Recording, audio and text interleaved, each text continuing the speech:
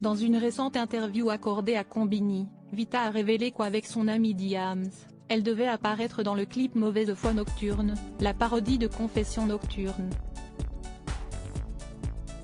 Mais un aléa de dernière minute les en a empêchés. Explication. Si est une sortie qui a marqué sa génération.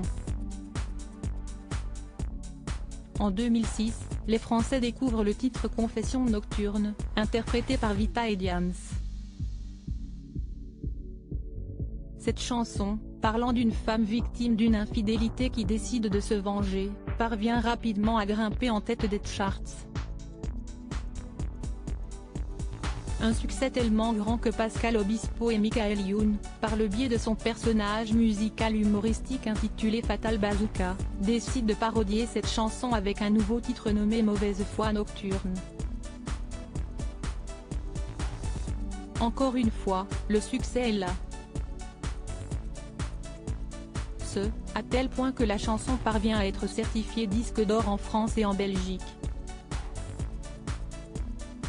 Ce qui a un brin agacé Vita.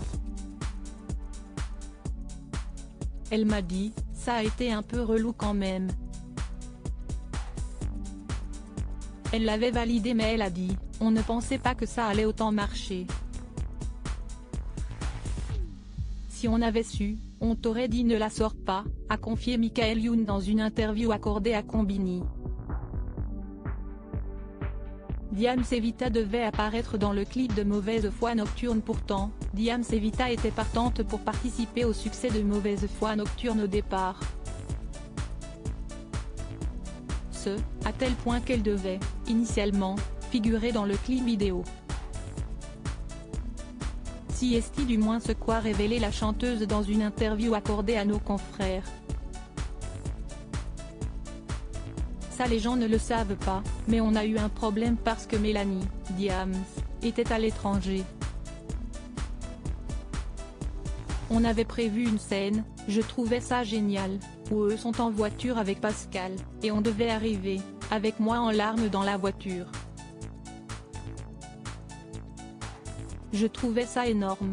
Ça aurait été tellement drôle mais bon au final on n'a pas pu le faire, et moi j'attendais de voir le clip avec impatience, a confié l'acolyte de Slimane. Voilà une séquence qui aurait beaucoup amusé leurs fans.